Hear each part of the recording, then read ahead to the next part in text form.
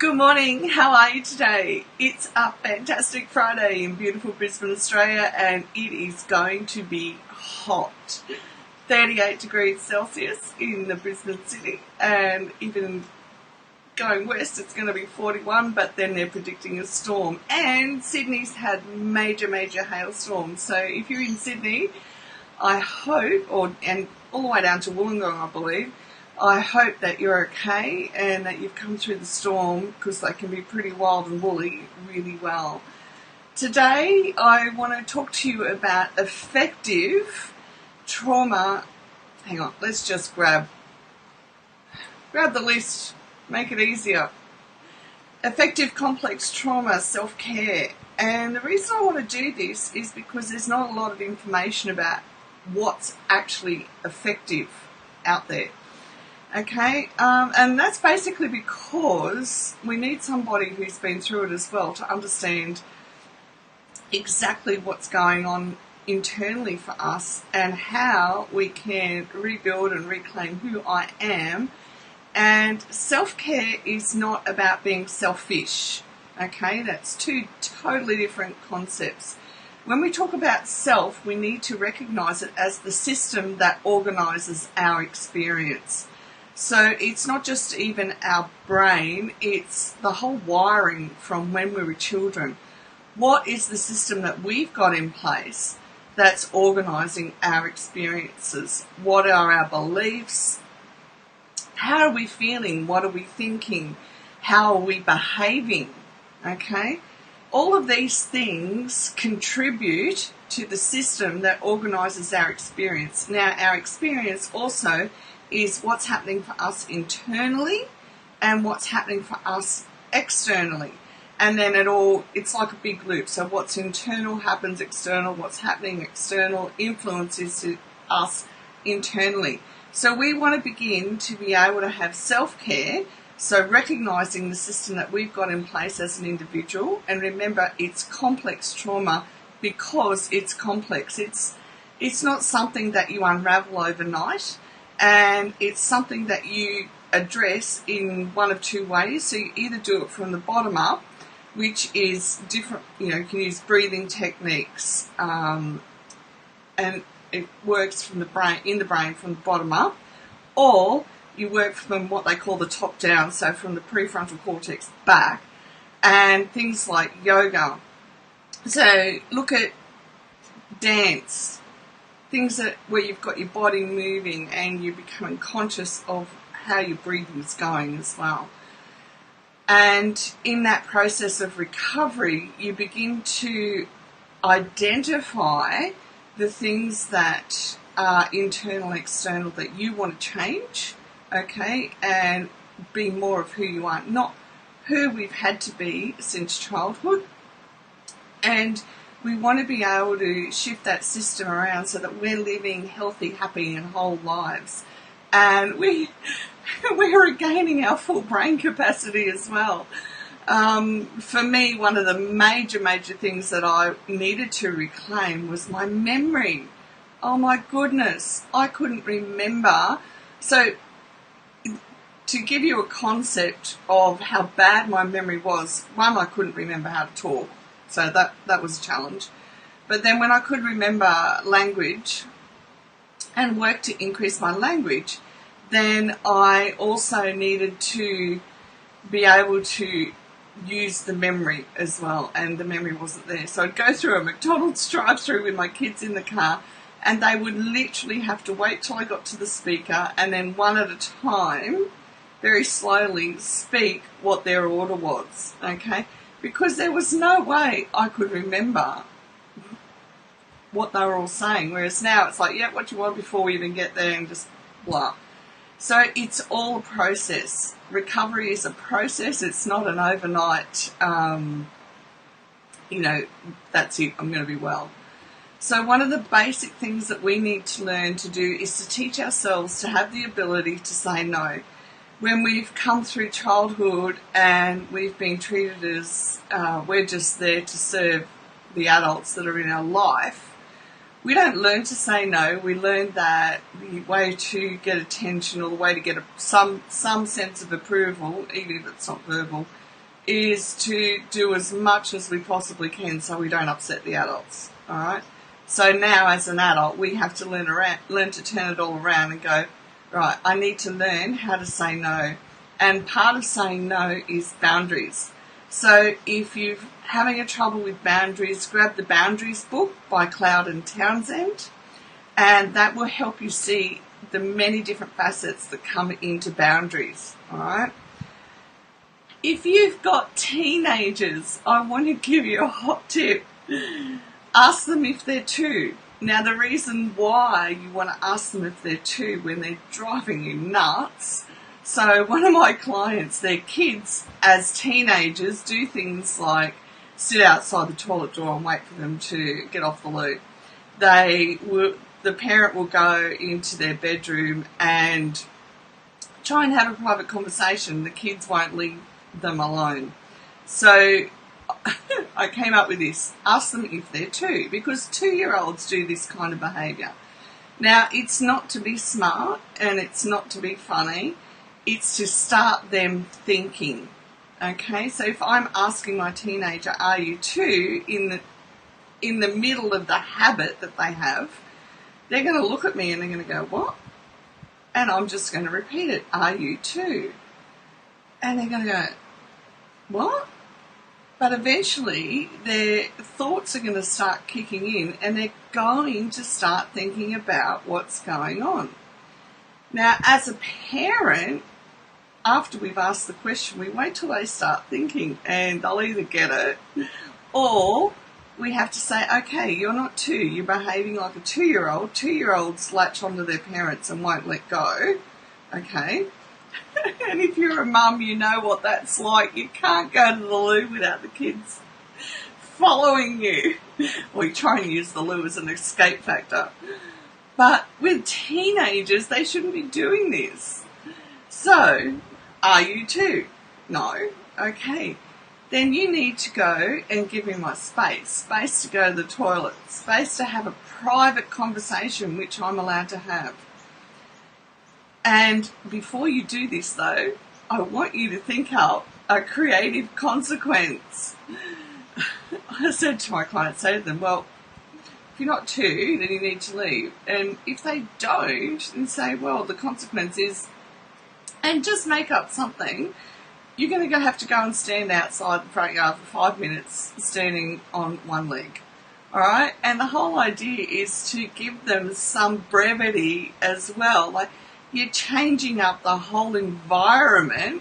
I mean, obviously, if you're in the middle of winter, you're not going to do something like that. But I want you to grab hold of the concept so that you're thinking and you get creative and think, well, what's a creative consequence if they're going to continue acting like a 2-year-old and I'm an adult and I deserve my space? Now, fair warning, this is not easy to implement. It sounds fun, but it's not easy because you're changing your habit. You're changing your system that organises your experience, okay? So practice and make it fun. Don't make it, all serious. We have enough seriousness as it is. Make it fun. All right, and it gives you a chance to have some lightness as well and connect with your kids. And if you're in the middle of a phone conversation and you end up laughing because you have to go down this road, then that's a good thing. The kids will get connected. And the thing is, you're teaching them that they can laugh about it too. You're teaching them that you see them and that you know they want your attention. But you're also teaching them boundaries in a really fun way, okay? And then they learn to think. Now, you're going to have to do this repeatedly. This is not a one call. This is, we're teaching them how to think, okay? So it will have to be done repeatedly, but if you do it with fun and laughter, then you both end up. Okay, so journaling works, all right? I've got a stack of books this big, can't see my other hand, this big, and from journaling. And what it does is help us identify what's happening for us internally more than what we're expressing externally. And it also helps us examine the external world and gain an understanding internally. And as we do this process, it helps us go, oh, now I can really see what's happening for me. Now I can see where I need to adapt or change or shift a habit around in order that I'm going to feel a lot happier and a lot, it's not just focused, but I've got strategies in place for how I want to deal with what's happening around me internally and externally. And this sort of information is the information that you take to your specialist, okay? So take it to your therapist, take it to your trauma coach, and get strategies for you. So it's like building on the information bank that you have internally and externally. Movement is just priceless. With my people in group, we have a video there, and I say to them, if your mind is going around and around and around and looping, sit down and do 5 minutes. I can guarantee you it works, okay? One of my clients, she was going through a really, really tough time, and I've known her for a number of years now. And I said to her, right, put the video on and do just 1 minute. And 1 minute of the movement will begin to shift things for you. And she did 5 minutes, and she kept doing it consistently each day. And it's just sitting in the chair and doing movements with your arms. And it helps shift things around. I promise you, it'll work. Aromatherapy. And look, there is so much information about aromatherapy and essential oils with big companies now that use it. It works, okay? I used to use a mixture of lavender, chamomile, German, and marjoram, and put a drop on my top lip here. So not in my mouth, just on my top lip, right under my nose. And it used to help me go to sleep. So these days they've actually got blends that you can use to help you go to sleep, okay? It works. And the essential oils that they've got around today are really, really good blends, and the quality is fantastic. Cheap stuff won't work, as in it's a rare occasion that'll work consistently. So buy what you can afford, so don't break the bank. So just buy what you can afford and just use it consistently, and you'll find that they do work. Another friend of mine who does the oils gave me a rollerball for hay fever, and it worked.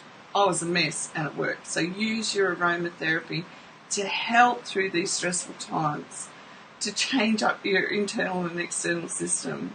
Meditation. Now meditation, there are so many free apps, and if you haven't got the bandwidth or whatever it's called around the world for your internet, YouTube videos. There are heaps of YouTube videos for meditation. It helps soothe our internal system, okay? And it helps our brain come off the looping as well. The one thing that you need to do it consistently. Don't just do it, every now and then, because then you're retraining your body to take in more oxygen, which is one thing we definitely do need to help change our system up. And I can guarantee it works, because I actually used to do a schedule of 5 seconds in and 5 seconds out for 1 minute every night, and it began to change things, and it is so worth it. So worth putting the effort in. Mindfulness. Mindfulness is a word that gets bandied around, and we don't often look at what it exactly means. So if you're in the middle of a trigger, this can be challenging. So what you want to do is, before you get triggered, you want to teach yourself how to be fully present in the here and now. So you want to look around. You want to feel the internal system within you. You want to breathe slowly. You want to become aware of what you're feeling, okay? And if you're afraid to feel what you're feeling, then become aware of what the fear is. It can be any number of things, but don't be afraid to feel if you're afraid to feel. Become aware of what my thoughts are, and not just the surface stuff. How are they connected into what I'm feeling right now? Are the thoughts causing me to think certain things, or am I thinking certain things which are causing how I'm feeling?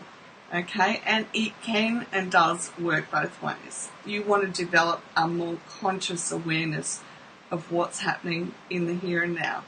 Now, that's a lot of information. If you take just one of these and begin to journal about it, begin to take note. If you're busy and you don't want to write things down, like I always say, I'm just trying, actually I'm on the wrong page.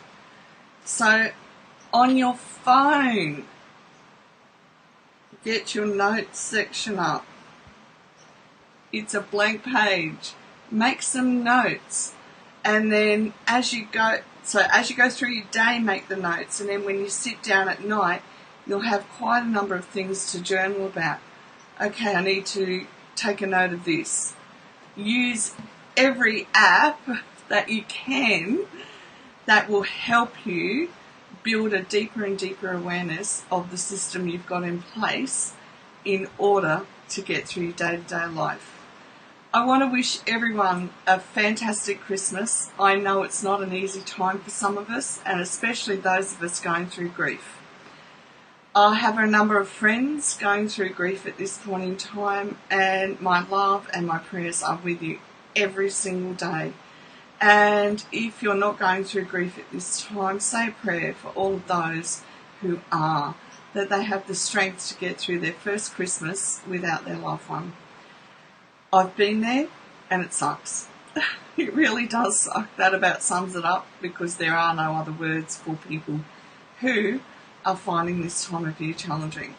What we can do, though, is get into a Facebook group, reach out to those who are our peers and who understand what we're going through. Do not sit there and do it on your own. We are not meant to do life on our own. We're not designed to do life on our own. And if you have complex PTSD, your healing will come in relationship, whether it's a relationship as in a professional relationship with your therapist or your trauma coach, whether it's a relationship with a friend who just understands, and you build a relationship. Oftentimes, the relationships that you build can be online with people who understand. And as you go through your day-to-day, just one day at a time, one step at a time, know that the world needs you, know that you're needed here, and there are a lot of people who need the wisdom that you have within you from going on this journey. Blessings and dreams. May you have a nice cool day if you're in Australia, and a warm day if you're in the Northern Hemisphere. Bye for now.